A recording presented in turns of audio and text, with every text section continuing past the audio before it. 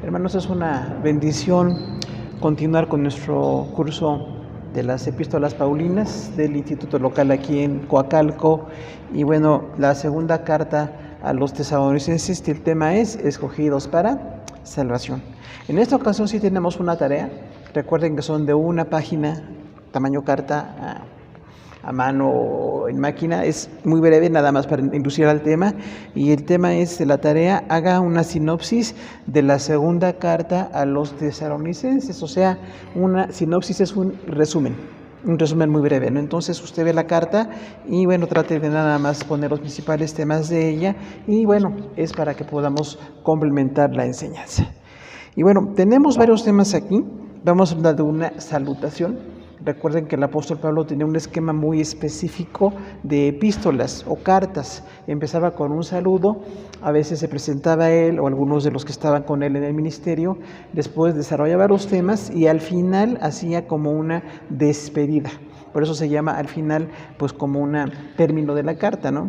La salutación dice: Pablo, Silvano y Timoteo, a la iglesia de los tesalonicenses en Dios nuestro Padre y en el Señor Jesucristo. Gracia y paz a vosotros de Dios nuestro Padre y del Señor Jesucristo. Entonces Pablo aquí habla en conjunto. En ocasiones dice Pablo, apóstol de Jesucristo, o Pablo nada más, pero aquí dice Silvano y Timoteo. ¿Se acuerda que Silvano es Silas? Que aparece ahí en Hechos 16, que se suma al segundo viaje misionero. Era pues parte del equipo de trabajo de Pablo, y es bonito que alguien hable en conjunto. En este caso, él escribe la carta, pero están con él Silvano y Timoteo. Recordamos que Timoteo, pues un hombre muy joven, que también estuvo con Pablo desde que fue pues de buen testimonio, y dijeron, él es de buen testimonio, y empezó a ser parte del equipo de Pablo. Por eso es importante que nosotros sepamos hacer equipos. No es de gente sola o nada más a mi manera, siempre hay un equipo. En este caso, Silas no era tan joven, pero era muy fiel. Y después Silas incluso está con Pedro. Si usted lee las cartas de Pedro, dice Pedro y Silas. O sea, ahí era Silvano, ¿no? Era pues compañero de Pablo, y Timoteo fue parte del ministerio con Pablo en mucho tiempo. Es bonito que dice Pablo: gracia y paz a vosotros. ¿Será que nos hace falta la gracia de Dios, hermano? Definitivamente. Estamos en Cristo, pero la gracia, recuerde, la palabra charis en griego es el regalo que produce gozo. Y es entonces la gracia de Dios para todas las cosas, no las cosas difíciles, sino aún en las cosas muy lindas, ahí vemos la gracia de Dios en nosotros. Por eso Pablo dice en varias ocasiones gracia, y luego dice paz a vosotros. La paz es muy importante, ¿no? ¿Qué tal tener armonía con Dios y armonía con los que nos rodean? Eso es paz. Entonces Pablo por eso dice gracia y paz a vosotros. Luego el primer tema que tiene Pablo aquí en su carta está el capítulo 1, versículos 3 al 12. Recuerde que estamos viendo párrafo por párrafo todas las cartas paulinas, y la idea es ampliar el tema. No nada más lo que un libro dice, que son buenos los libros, sino que dice el texto directamente. Y aquí dice: Dios juzgará a los pecadores en la venida de Cristo. Debemos dar siempre gracias a Dios por vosotros, tanto que nosotros mismos nos gloriamos de vosotros en las iglesias de Dios por vuestra paciencia en todas las persecuciones y tribulaciones que soportáis. Esto es demostración del justo juicio de Dios. O sea que la iglesia pasa por aflicciones. No es raro, ¿no?, que la gente se extrañe. ¿Por qué me pasan cosas difíciles? Es parte de la vida y el ministerio también. Dice: porque es justo delante de Dios pagar con tribulación a los que os atribulan, y a vosotros que os atribulados, daros reposo con nosotros, en llama de fuego, para dar retribución a los que no conocieron a Dios, los cuales sufrirán pena de eterna perdición, cuando venga el día para ser glorificado en sus santos, y será admirado por todos los que lo creyen. Por lo cual asimismo oramos siempre a vosotros, para que el nombre de nuestro Señor Jesucristo sea glorificado en nosotros. Aquí la palabra clave es juicio. Ahora, recuerde que Dios es juez, porque muchos tenemos la tendencia de ver a un Dios como amoroso siempre. Claro que es amor, pero también es juez. Tiene un carácter perfecto, ¿no? Entonces, si nada más nos enfocamos en un Dios de puro amor, imagínense, entonces la gente no tiene conciencia del pecado. La gente dice: Dios es muy bueno, y aunque yo sea muy malo, al final Dios me va a llevar a la gloria, ¿no? Y no es así. Dios es un juez justo y perfecto. Entonces dice Pablo: le damos gracias a Dios por ustedes de Tesalónica. Recuerde que es una ciudad importante, Tesalónica. Y dice Pablo: les damos gracias a Dios por ustedes. porque están en buen testimonio, porque están en las cosas de Dios. Qué importante es que estemos en las cosas de Dios. Porque hay gente que luego se distrae, ¿no? No está en un tiempo y luego no está. Aquí dice, ustedes siempre están en las cosas de Dios y le damos gracias a Dios por ustedes. Qué importante que nosotros estemos agradecidos por la gente que está en Cristo. Porque así como es muy triste que la gente se aparte, es una bendición que la gente esté. Entonces dice aquí Pablo, le damos gracias a Dios por todos ustedes que están en las cosas de Dios. Y luego habla de la tribulación. Y esto es persecución. Acuérdense que la iglesia, al poquito tiempo de que empezó a funcionar, hubo fuerte persecución. Inicialmente por los judíos, que no estaban de acuerdo con la libertad espiritual que tenemos en Cristo. Y entonces los judíos decían, no, se requiere la ley, tienen que estar con las ceremonias, tienen que estar en el templo, tienen que circuncidar niños. O sea, había como una persecución fuerte contra Pablo. Si usted ve en Hechos, la persecución empezó en cuanto los viajes misioneros se hicieron, a los judíos no les pareció. Pensaban que era una infidelidad delante de Dios. Y entonces dice Pablo, por eso, bueno, los que son judíos empiezan a perseguir. Y desde ahí tenemos una historia de persecución. Usted recuerda el siglo I, cuánta gente mataron los emperadores romanos, por ejemplo, ¿no? Hubo persecuciones tremendas. Ahora, gracias a Dios que los medios que tenemos ahora tan desarrollados, hay hasta nombres de las personas que fueron asesinadas en ese tiempo, y quién las mató y por qué las mataron, y hay registros de todo esto. Incluso podemos meternos ahí a las redes, ¿no? Y ver, pues, nada más dándole gracias a Dios, porque hubo gente tan fiel que hasta dio su vida por las cosas de Dios. Entonces dice aquí Pablo, ustedes están en persecución, pero Dios va a juzgar a las personas con un juicio perfecto y justo. Entonces no olvidemos que Dios es juez, nada más que no juzga cuando nosotros queremos, juzga cuando Él quiere y en el tiempo que Él quiere, porque a veces nosotros quisiéramos que fuera inmediato, ¿no? ¿Cuántas personas hemos sabido de persecución? ¿A cuántos hermanos en Cristo, no? Los han matado, les han metido a la cárcel, ahorita mismo. Hay creyentes que están en cárcel o en persecución porque están en Cristo, y la gente quisiera de inmediato que viniera el juicio de Dios. Y a veces los que están persiguiendo a la iglesia incluso son autoridades, son gente importante, intocable de momento. Entonces a veces como que nos desesperamos, ¿no? Y dice Pablo, no se desesperen, Dios tiene un juicio perfecto y justo. Y luego dice, en el día en que será glorificado. O sea, el juicio de Dios le glorifica, porque va a llamar a los pecadores a cuentas. Recordemos que si creemos en Dios, también creemos en el juicio de Dios.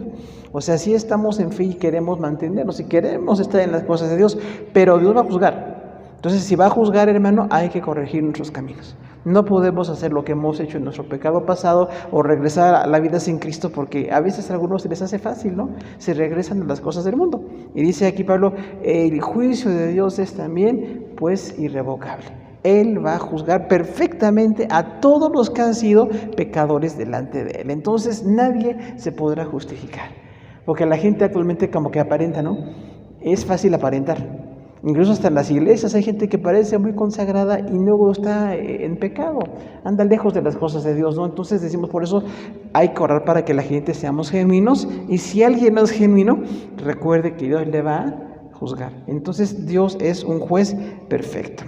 Luego viene versículos 2, de capítulo 2, 1 al 12, la manifestación del hombre de pecado. Dice ahí, pero con respecto a la venida de nuestro Señor Jesucristo, no os dejéis mover fácilmente de vuestro modo de pensar, nadie os engañe en ninguna manera, el cual se opone y se levanta contra todo lo que se llama Dios o es objeto de culto. ¿No os acordáis de que cuando yo estaba con vosotros os decía esto, y ahora vosotros lo sabéis que lo detiene? ¿Quién es el hombre de pecado? El anticristo, ¿recuerdan? Pero no es nada más una persona. El primer anticristo se llamó Antíoco IV, año 200 a.C., un rey sirio que llegó y conquistó Jerusalén y se metió al templo y derribó las cosas de Dios y puso una cerda y ahí la sacrificó. Recuerde que son sirios, se llaman Antíocos o Seleucos. Usted puede buscar ahí la información, Antíoco, Seleuco, hay decenas, cientos de ellos, y uno de ellos fue el primer anticristo, del cual habló el profeta Daniel, y dijo Daniel, vendrá un hombre con un rostro de mucha soberbia, un hombre que será muy diferente y tendrá un poder tan grande que hará mucho daño a la obra de Dios. Y ese Antíoco IV, él se hacía llamar Epífanes. Epífanes quiere decir en griego, recuerde que los sirios se sentían griegos, Desde que Alejandro Magno hizo su imperio, se sentían griegos. Muchos egipcios, muchos sirios se sentían griegos. Y ellos tomaron nombres, ¿no? Así como de griegos. Y él era Epífanes. Epífanes quiere decir manifestación del dios Zeus. Imagínense, él se sentía la manifestación del dios Zeus. Y eso es el hombre sin Dios. El hombre se siente Dios. La idolatría, ¿no? Y la megalomanía, o sea, el sentirse grande, se sienten dioses. Incluso en la actualidad hay muchas personas famosas o muy intelectuales o algo así, y se sienten intocables, y se sienten como una divinidad. Luego hasta dicen la frase, nosotros somos como ustedes. Oiga, ¿y quién pensó que no? Si son simples hombres y mujeres, ¿no? Pero ellos se sienten tan elevados que hasta piensan que los demás los vemos como superiores. Cuando aunque sean artistas o una aportación social o cultural, es valiosa, pero no los hace dioses. Sin embargo, esa idea de ser como deificados es muy antigua. Y el primer anticristo fue este hombre. Luego el apóstol Juan, cuando estaban los gnósticos muy fuertemente, habla también de los anticristos.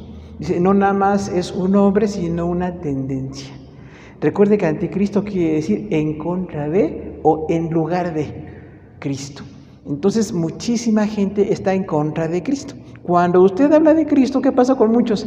Pues no les gusta, ¿verdad? Enseguida se enojan, enseguida blasfeman, nos quieren atacar, como había persecución en ese momento en la iglesia. Y en lo largo de toda la historia de la iglesia ha habido persecución. Y en ese momento, bueno, decía el apóstol Pablo, viene un anticristo ahorita, pero después vendrá otro mucho más grande, al cual estamos esperando. O sea, en este tiempo puede venir el último anticristo, tal vez sí.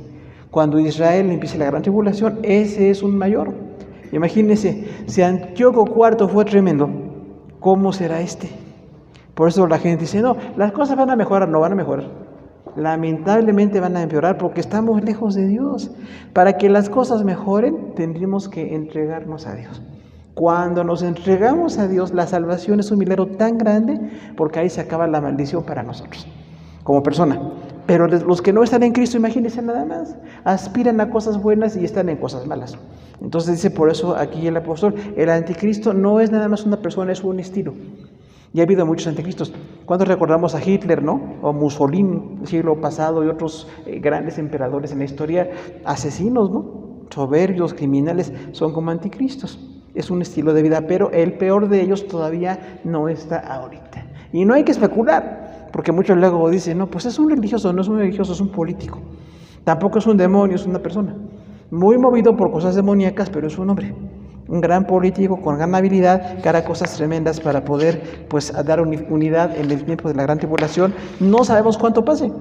La gran tribulación puede ser inmediata o puede tardar. Dice ahí versículo 2 del 17 al 12, porque ya está en acción el misterio de iniquidad, y entonces se manifestará aquel inicuo cuyo advenimiento es por obra de Satanás y con todo engaño de iniquidad para los que se pierden. Por esto Dios les envía un poder engañoso a los que son condenados que no creyeron en la verdad. Recuerden, ¿qué dice ahí Pablo? Ya está el misterio. La palabra misterión no es así como que da miedo, sino que no se conocía. La palabra originalmente en griego es, de hecho, es una transliteración al español, misterión en griego y en español misterio. Se llaman así como transliteración, o sea, de la palabra original se da en otros idiomas muy parecida. Pero bueno, es eso, algo que no se conocía. El misterio de iniquidad, imagínense. O sea, lo que no se conocía de la iniquidad.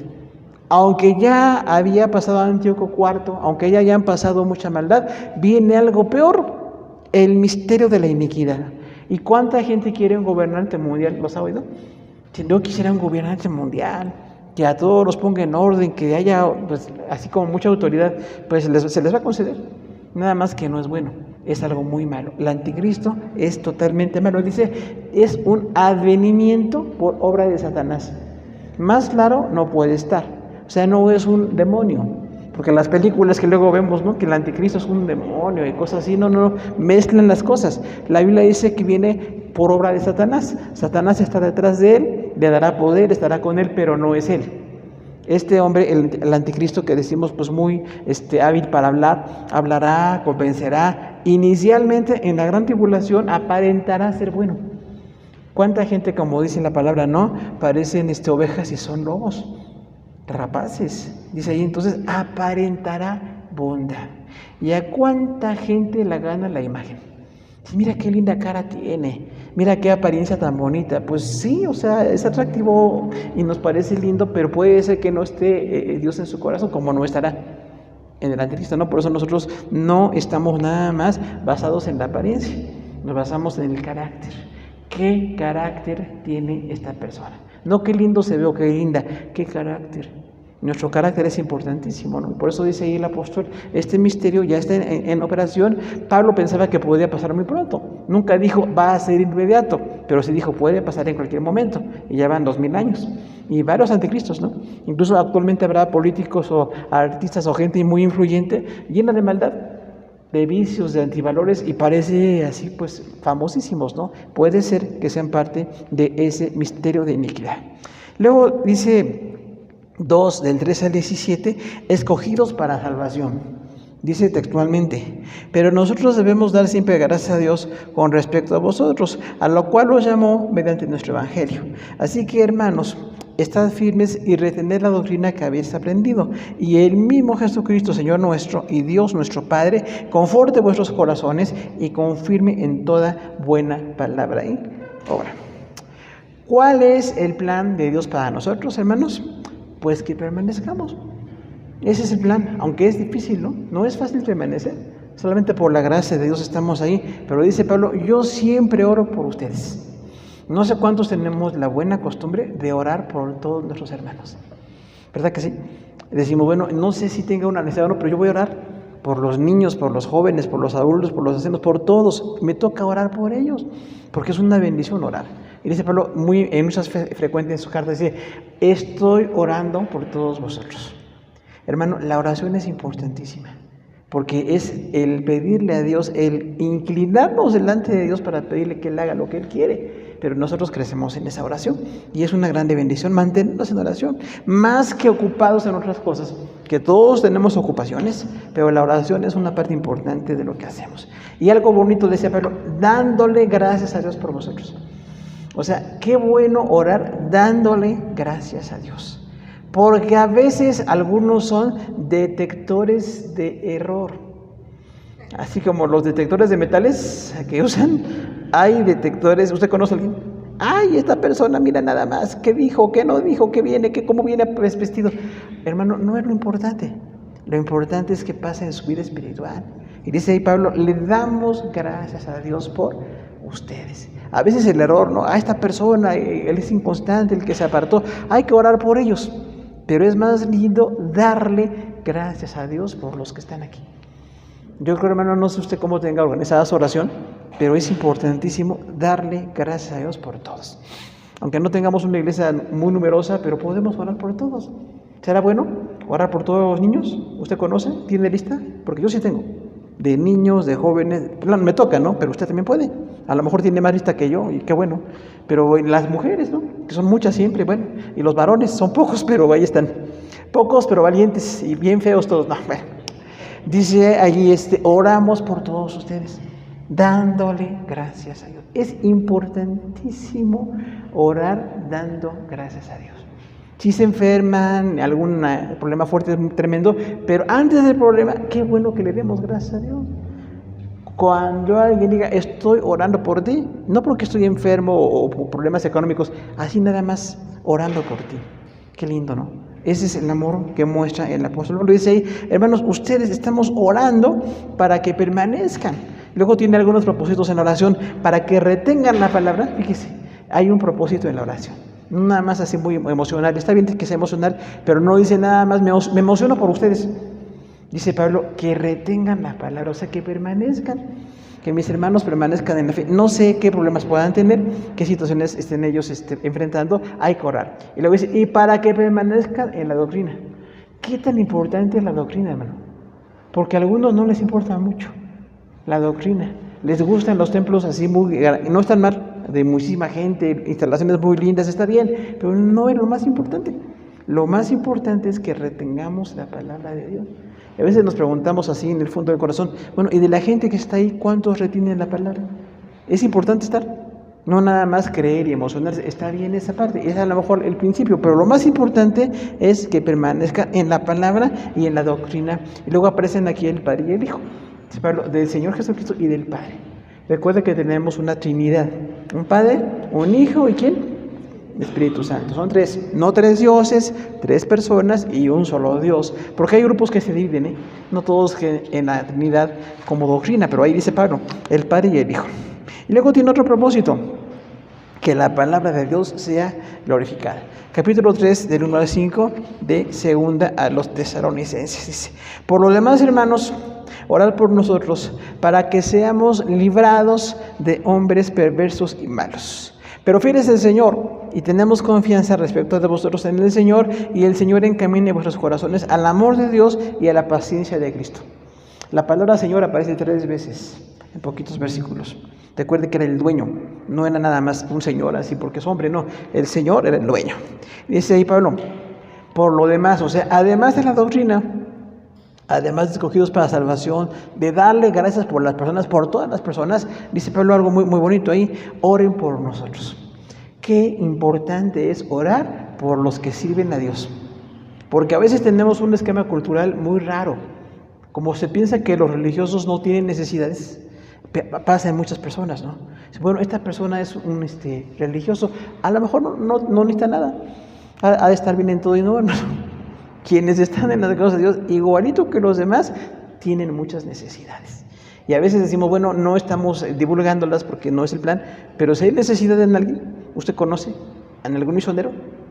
¿A algún predicador? ¿Algún evangelista? ¿Pastores, maestros, servidores en iglesias locales? Hay gente que tiene alguna necesidad y hay que orar por ellos. Pero dice, oren por nosotros porque hay persecución. ¿Cuántas veces fue azotado Pablo?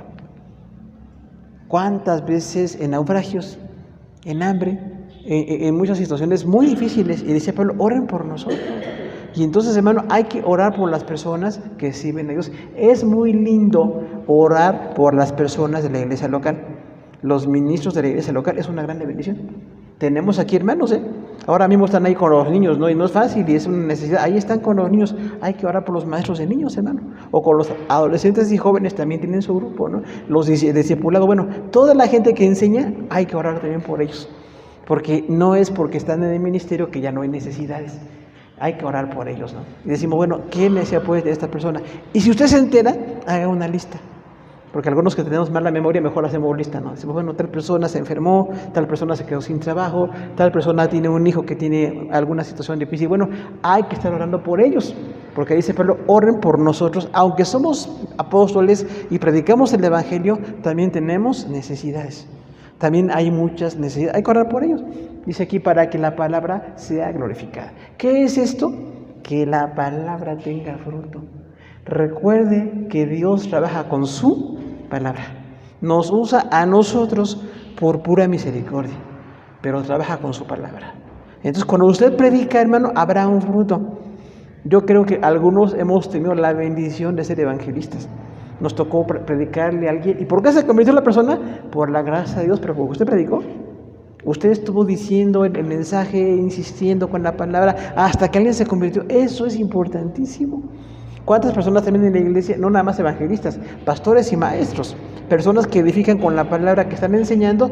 Hay que orar por ellos, para que esa palabra sea glorificada. Yo no sé si usted lo hace, pero yo sí lo hago. Yo todos los días escucho predicaciones, todos los días de mi vida, porque necesitamos, no nuestras, de otros que son muy buenos, escuchamos gente. Bueno, este hermano, esta hermana que está predicando, qué lindo, me edifica. Además de los quehaceres y cosas que tenemos muchos compromisos, hay que dar lugar a la palabra. Porque hay quienes no le dan lugar a la palabra. ¿Cuántas veces hemos dicho aquello que parece chiste, pero no es, ¿no? Que el papá se levanta el domingo y dice, oiga, ¿dónde está mi Biblia? Es domingo, hoy. No me acuerdo dónde la dejé el domingo pasado. O sea, en toda la semana no vio ni siquiera su Biblia porque no sabe dónde está. Entonces, hermano, todos los días es importantísimo ver la palabra de Dios, estudiarla, meditar, edificarnos. Ahora que hay tantos medios, ¿no? Yo no sé si todos usamos los medios electrónicos, pero qué bueno que haya predicaciones, enseñanzas, cursos, hay de todo. Y bueno, yo estoy escuchando algo de la palabra de Dios. Además de lo que me gusta, de diversión, que no está mal, con un límite, lo que es palabra de Dios siempre. Incluso las alabanzas, ¿no? ¿A usted le edifican las alabanzas, hermano?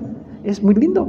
Hay gente que tiene una voz preciosa, ¿no? Tocan instrumentos, son talentosos. Bueno, hay que escuchar la música también. Porque a veces nos llenamos tanto de la vara del recodo que, ay, hermano, luego andamos recodos.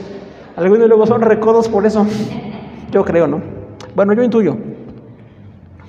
Haga lo que quiera con lo que usted oye en la tele o en la música, pero siempre algo de las cosas de Dios. Incluso hasta los vecinos luego oyen, ¿no? Oye, ¿quién estabas escuchando? De Marcos Vidal. Ay, qué bonito. Pues le compartimos, ¿no? Ahora, comparta. En vez de compartir el chisme o la receta, la palabra. Yo te comparto la palabra, algo allí, un mensaje, una predicación, una lección. Aquí hasta en la iglesia tenemos, ¿sabe cuántas grabaciones tenemos? Más de 800 aquí, en 10 años. Por la gracia de Dios, hermano. Ha habido clases, ha habido predicaciones, cursos, dramas. Todo lo que se da siempre es de bendición. Y se puede compartir. Porque lo hace la gente con amor. ¿Qué es? Es la palabra de Dios. No es diversión, es palabra. Entonces yo voy a buscar la palabra, por eso, que la palabra sea glorificada, o sea, que tenga ese fruto que Dios quiere. Use la palabra de Dios, comparta la palabra, por favor, hermano. Porque algunos comparten cosas que no deberían. Comparta la palabra. Ahí te va esto, un consejito. Luego la gente está muy necesitada siempre, ¿no? Bueno, ahí te va un consejito. Lo que dice la Biblia, ¿no? ¿Cuántos mandan incluso mensajitos ahí? Bueno, mándalo. Y que la gente sea edificada con eso. Otro problema que traba Pablo aquí, el deber de trabajar. Dice 3, del 6 al 15, que os apartéis de todo hermano que ande desordenadamente, porque vosotros mismos sabéis de qué manera os instruimos. No comimos en balde el pan de nadie, para daros a vosotros mismos un ejemplo de que nos imitaseis. Si alguno no quiere trabajar, que tampoco coma, no trabajando en nada, sino entremetiéndose en lo ajeno, a los cuales mandamos y exhortamos que trabajando sosegadamente coman su propio pan, y nosotros, hermanos, no os canséis de hacer bien. Si alguno no obedece a lo que decimos, pues a señalarlo, y no os juntéis con él, para que se avergüence, mas no lo tengáis por enemigo, sino amonestadle como hermano. Esto se llama disciplina en la iglesia. Ahora, el trabajar es un deber para todos. Porque así como hay gente muy trabajadora, ¿usted conoce gente muy trabajadora? Yo sí conozco. El papá de mi esposa era un hombre de mucho trabajo, ¿no? Siempre, desde muy chiquito. Y bueno, su testimonio fue bueno. Ahora sus hijos esperamos que también sigan ese ejemplo, ¿no? Pero la gente de trabajo es muy linda. Se dedican, se levantan, están esforzándose. Pero hay quienes no. Les da mucha pereza. Me da retiarta flojera. Es que mi jefe tiene una cara muy fea. Pues usted no va para ver la cara de su jefe, ¿o sí? No, usted va a trabajar. Y es importantísimo, hermano, que nosotros andemos siempre con trabajo. Yo creo que el trabajo es la bendición más grande porque es la provisión de Dios. ¿Por qué usted tiene hoy en su casa una alacena, sus hijos en la escuela, las necesidades cubiertas? Pues porque trabajamos. Si no trabajamos, ¿qué problema tan grande? Pero hay muchas personas que no les gusta trabajar. ¿Usted conoce a alguien, hermano, que no le gusta trabajar? Sí. Ahora, ¿cómo lo recomendamos si alguien no es trabajador? ¿Usted cree que podemos? Pues no. Si yo creo que alguien, si nos ha tocado recomendar a muchísimos hermanos, este hermano, esta hermana es trabajador, es trabajadora, se esfuerza, pero los que no, hermano, pues ¿cómo? O sea, no hay cómo ayudarle, porque no trabaja, le gusta faltar, que no le gustó, que le ponen las cosas. Hay gente que tiene muchos pretextos. Yo conocí una persona que era experta en poner pretextos. ¿Le digo quién? No puedo, pero sí. Le decíamos, hermana, ¿por qué no haces esto? Es que pasó esto. Era importante que se hiciera. Cualquier cosa de trabajo, ¿no? Alguien que trabajaba en algún lugar. Pero imagínese nada más cuando alguien pone pretextos. Oiga, y esto, es que ahora no se pudo, es que acá, hermano, no es que estar poniendo pretextos. Todos tenemos a veces dificultades, ¿no? Ahora con tantas lluvias, inundaciones y manifestaciones y bloqueos está tremendo. Pero eso es muy eventual. Cotidianamente tenemos que estar trabajando. Incluso llegar a tiempo para trabajar. ¿Cuántos llegan medio tarde? O checan, los que checan, ¿no? Todavía algunas, no sé si muchos chequen, pero en mi tiempo se usaba, ¿no? La tarjeta que ya checabas y se van al baño, se van acá, andan paseándose por donde sea. Hay quienes son expertos en pasear. En vez de trabajar, se van a otro lado. También conocí una persona así que trabajamos en un lugar, se iba para el otro. Íbamos para allá y se venía para acá. Dice, bueno, pues cada quien, ¿no? Pero no es trabajador por trabajador. Y eso dice aquí el apóstol, ustedes tienen el deber de trabajar sosegadamente. Sosiego. ¿A cuántos su abuelita le dijo, date sosiego? A mí sí me dijo. O sea, estate quieto. Ahora ya no usan soseguera, es estar sosegado, ¿no? Pero entonces trabajen con constancia, quiere decir. Porque el trabajo es pesado. Hay quienes incluso, pues sí, organizan cómo hacer su trabajo y lo piensan y lo disfrutan, qué bueno, pero hay quienes no. Entonces, trabaje sosegadamente, con paciencia. Y dice, les dimos ejemplo nosotros en el ministerio. Aquí tenemos un tema. Quienes trabajan de tiempo completo, ¿qué tienen que hacer en la obra? Pues trabajar. Porque la gente es muy linda, ¿no? Hay gente que está con sus diezmos, ofrendas, apoya a la iglesia, y es muy lindo que la iglesia tenga personas que están trabajando de tiempo completo. Pero hay quienes, debiendo trabajar, no lo hacen. Y decimos, ¿cómo es que debiendo trabajar te tomas el tiempo para otras cosas? O sea, todos tenemos necesidades o algunas situaciones, pero es importantísimo estar trabajando. No nos checa un reloj, nos checa Dios. Dios sí ¿cree que Dios no nos ve si no trabajamos, hermano? Claro que nos ve. Entonces es importantísimo estar trabajando siempre. Y decía, ustedes tienen que trabajar en esto.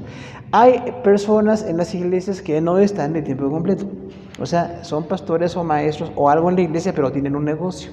O trabajan en algo fuera de la iglesia, está bien. Son las dos opciones, ¿no?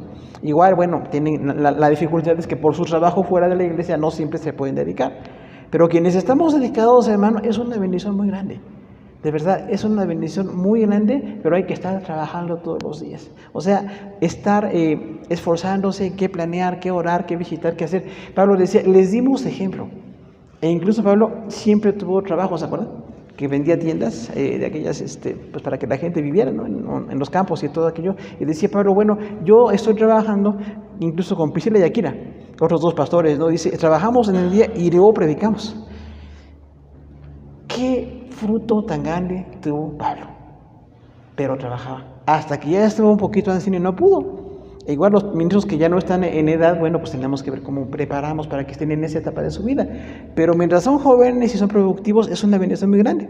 Y luego dice, pero bueno, si algunos no quieren trabajar, que tampoco coman. Ya sabe que es así como muy metafórica la idea. ¿Quién puede dejar de comer? Algunos quisieran, no pueden. Oren para que dejen de comer, aunque sea lo que no deben. Yo sé lo que le digo. Pero bueno, ¿qué pasa con esto? Como todos, la alimentación es básica para vivir, así es el trabajo. El trabajo es básico para vivir. Yo no sé usted cómo tiene sus descansos o su empresa donde trabaja, sus negocios, pero organícese para que aunque tenga descanso y todo, nunca falte nada en su casa. Pero en el día de trabajo, ¿qué hay que hacer? Pues hay que trabajar. Porque repetimos, hay quienes son expertos en poner pretextos, ¿no? Dice Pablo aquí, algunos no trabajan, se entremeten en lo ajeno. ¿Qué es entremeterse en lo ajeno? O sea, meterse en lo que no les importa. ¿Cuánta gente está viendo qué hace qué hace aquel? ¿Se acuerda usted del apóstol Pedro? Juan 21, Jesús resucita, lo levanta después de que Pedro negó a Jesús y lo está levantando tremendamente. Pedro, ¿me amas? ¿Se acuerdan? 3 veces la frase y Pedro dice sí. Y luego Pedro dice, Señor, ¿y qué con Juan? ¿Qué le dijo Jesús? ¿Qué a ti? O sea, esa es la traducción en buen español. ¿Qué tienes tú que preocuparte por Juan? Por eso algunos pensaban que Juan iba a vivir hasta que viniera Jesús. Recuerde que Juan vivió casi 90 y tantos años, ¿no? Y bueno, no era así. Es que Jesús no quede hasta que yo venga, sino en este momento que yo regrese, ahí va a estar Juan. Pero tú, Pedro, tienes que escuchar. ¿Cuánta gente le hace falta restauración espiritual, no? Le hace falta restauración y estaba pensando en Juan. Hay algunos que somos así, ¿no? Oye, Señor, ¿y por qué no mejor tratas con fulano? Pero mira, Señor, fulanito está peor que yo. A mí me exiges mucho y a fulano mejor ve con él. Llévatelo, ya o te lo mando. No, tampoco. ¿Qué pasa con eso? Bueno, dice claramente, entremetiéndose en lo ajeno. O sea, no me voy a meter en lo que no me importa. Hay cosas que son mi casa, mi esposa, mi hija, mi familia. Eso es donde tengo que estar siempre. Y con sabiduría. Pero hay quienes siempre están viendo cómo corrigen a otros. No sé si usted conoce gente que corrige a otros y no lo hacen ellos. Yo conozco algunos casos, ¿no? Un día un niño por ahí en un kinder, a todos les decía qué hacer, pero él no lo hacía. Y así sigue luego la historia, ¿no? Decimos, ¿cómo es posible que estés viendo lo que no hacen si tú no lo haces? Entonces tú tienes cosas que hacer, ponte a trabajar, no te entremetas en lo ajeno. Y dice ahí, trabajando sosegadamente, ganen su pan. Y luego dice, no se cansen de hacer el bien. Ya no nada más el trabajo, ¿cuántas cosas es hacer el bien? O sea, lo que es bueno delante de Dios. Orar, visitar, evangelizar, trabajar, administrar. O sea, siempre estar haciendo algo bueno. ¿Recuerda allá en Proverbios la mujer virtuosa? ¿Era trabajadora o no? Muy trabajadora, ¿no?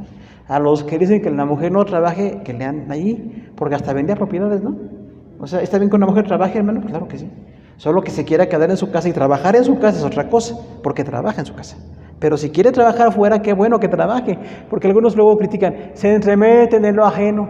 ¿Por qué la hermana trabaja? Que se quede en su casa, ¿a usted qué le importa? Déjela, ella tiene que trabajar. Perdone, fue así un exabrupto. Pero ¿qué pasa con eso? La gente que trabaja siempre tendrá una bendición. Y si alguien no es tan trabajador, aprenda. Porque necesitamos el ejemplo de esa gente que trabaje. Y luego dice, pero si alguno no obedece a esto, señaladlo. ¿Qué es esto? Disciplina. La disciplina en la iglesia es corrección. Porque hay quienes tienen dos ideas extremas. Hay la idea extrema de que en la iglesia hay gente muy estricta. ¿Usted conoce iglesias muy estrictas? Se meten en todo. Y hay otros que son muy laxos. Ese es el otro extremo, todo muy ligero, cada quien que haga lo que quiera, los horarios, no tienen disciplina. Necesitamos un punto medio. Así, un punto medio es bueno, sí, hace falta disciplina, pero también amor y aceptación y otras cosas, ¿no? Pero dice aquí Pablo, señalen al que no trabaje. Lamentablemente en las iglesias hemos tenido todas personas que dieron mal testimonio. ¿Usted cree que no? Lamentablemente sí. Alguien que no trabajaba. Otro problema, los que piden y no pagan. ¿Qué problema tan tremendo es la gente que abusa de los demás? ¿Sabe que a mí no me gustan los préstamos? Porque no sé si pido prestado y con qué voy a pagar.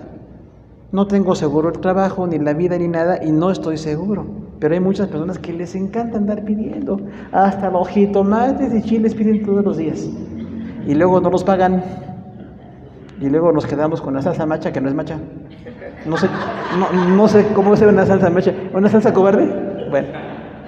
Hermano, no pidas prestado. Aquí en 38 años con la iglesia, por la gracia de Dios, jamás pedimos prestado. Ni al banco, ni a nadie. La obra quedó detenida años y años y años. Ahorita está por la gracia de Dios. Y faltan detalles. Cuando se junte se hace, ¿no? Pero nunca pedimos. Porque no sabemos cómo va a ser la situación. Y hay quienes les encanta andar pidiendo.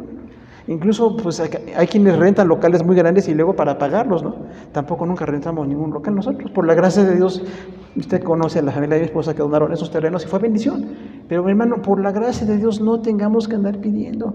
Ajústese a lo que tiene. Es que un vestido bien bonito, si no tiene ahorita no compre. Dice Pablo, aprende a vivir ¿cómo? Con escasez. Aprende. Con abundancia es muy lindo. Cuando puedo pagar y ir y compras o viajes o lo que sea, es muy lindo. Pero cuando no puedo, no pasa nada. Estoy en tiempo de escasez, pero hay quienes siempre están pidiendo y hay quienes nunca pagan. Tampoco le voy a decir, ¿no? Porque los puede conocer, pero hay gente que pide y nunca pagaba. Hasta que yo, esta persona me debe y no me paga. ¿Qué hacemos? Pues tuvimos que hacer el ley de juez. Me puse mi gorra y mi birrete y no tanto. No tanto. Pero sí es difícil, porque hay gente que se le hace fácil. Por eso, si usted no puede pagar, mejor no pida, para que no tenga problemas. Y si pide, haga un plan.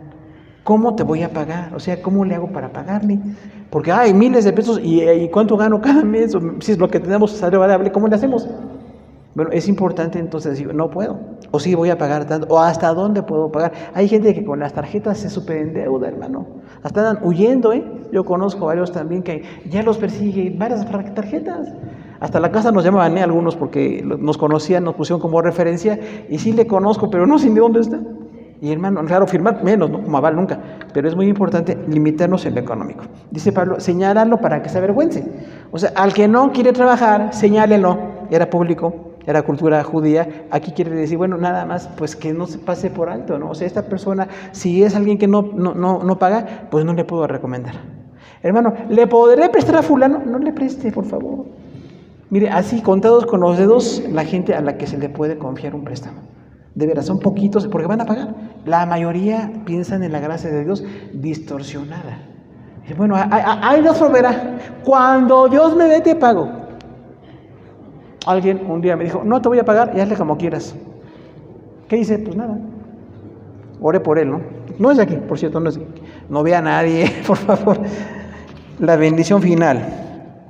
Y el mismo Señor de paz os dé siempre paz en toda manera, y el Señor está con vosotros. La salutación de mi propia mano, de Pablo, que es el signo de toda carta mía, así escribo. La gracia de nuestro Señor Jesucristo sea con todos vosotros. Amén. Recuerden, salutación, tema y bendición final. Qué lindo, ¿no? Al final de todo lo que trata, que a veces eran temas de corrección o lo que sea, dice Pablo, bueno, me despido de ustedes con una bendición. Empezó con la paz y termina con la paz. El Dios de paz os dé paz en toda manera. O sea, que Dios les dé la paz de muchas maneras. Nada más puede ser de una, ¿no? A lo mejor cada quien tiene una idea de lo que es la paz. Bueno, en todas las ideas que tengamos de paz, Dios nos da paz. Dios es un Dios de paz. El Señor está con vosotros. Qué importante reconocer que Dios está con nosotros, porque está. A veces no lo sentimos o pensamos que estar con nosotros es que siempre esté todo bien y no. Está allí, aunque pasen las cosas más difíciles, ahí está con nosotros. Porque hay quienes luego como que son sensualistas, ¿no? Quieren sentir a Dios. ¿Han oído de eso? Eso es raro carismático, ¿eh? Hoy sentí a Dios. Aquí se sintió la presencia de Dios, no siempre. De hecho, no estamos muy seguros cuándo se siente o no, pero hay quienes les encanta andar sintiendo. Y cuando ellos piensan que no, sienten que Dios no estuvo. Hoy no estuvo aquí Dios. Hoy usted no predicó tan ungido. Me lo han dicho como 60 veces. Bueno, más, muchos. ¿No? Ay, hermano, pues no sé, la verdad, a lo mejor me distraje. No es porque esté ungido o no alguien. Yo escucho la palabra. La palabra me forma. La palabra es bendición, pero entonces hay que agradecerle a Dios porque está. No dice Pablo, le van a sentir, dice, está. Estoy con ustedes, ¿cuándo? Todos los días hasta el fin del mundo. O sea, el Señor está siempre. Pero yo no tengo que andar diciendo que lo siento o no. Porque incluso hay hasta gente que en el púlpito, hoy sentimos a Dios, hermano. Pues no, yo nunca digo eso hoy, jamás. Porque no sé. Y de hecho hay gente que sintió muy lindo y gente que no sintió nada. Allá una hermana del norte decía de Chihuahua, ¿no? Yo siento mucho a Dios. Dijo, pues yo no siento nada. Ya ve que los de Chihuahua, pues Chihuahua. Pues hermano, no sentí nada. Pero tampoco hay que estar con esa preocupación, porque Dios está allí. No dice, le vas a sentir, o cuando le sientas Él está. Y el deseo apostólico es que el Dios de paz esté con ustedes. Eso sería otra buena oración, ¿no? Señor, que mis hermanos sepan que tú estás con ellos. Porque hay tantas necesidades, ¿no? ¿Qué salutación? O sea, el saludo. Recuerde que muy posiblemente Pablo perdió la vista, porque dice a veces, os escribo con grandes letras, y a veces dice, escribe Silvano, o escribe fulano porque ya no veo. Imagínense, un apóstol se quedó ciego al final. O sea, en la enfermedad también está la bendición de Dios. Porque los de la doctrina de la prosperidad dicen, no, te vas a estar sano que Dios, tú declara, no puedo ni declarar. De hecho, si no estoy sano, Dios sabrá por qué. O alguien más, ¿no? ¿Por qué sana uno nosotros? No, tampoco sabemos. Pero lo que sí sabemos es que a un enfermo, Pablo decía, yo de mi propia mano escribo con grandes letras una salutación final. Un hombre de 60 y tantos años, un hombre que ya casi no veía y seguía escribiendo. Bueno, amanuenses, ¿no? ¿Se acuerda que les dictaba a algunos las cartas, Timoteo y otros más? Bueno, aquí posiblemente fue lo que hizo, porque al final dice, les doy la salutación de mi mano, de mi Pablo, que es el sello de toda carta mía. Así escribo. O sea, muy identificado que la segunda carta a Tesalonicenses la escribió el apóstol Pablo. Pues hermanos, terminamos la hora 12. Muchas gracias a todos. Dios les siga bendiciendo.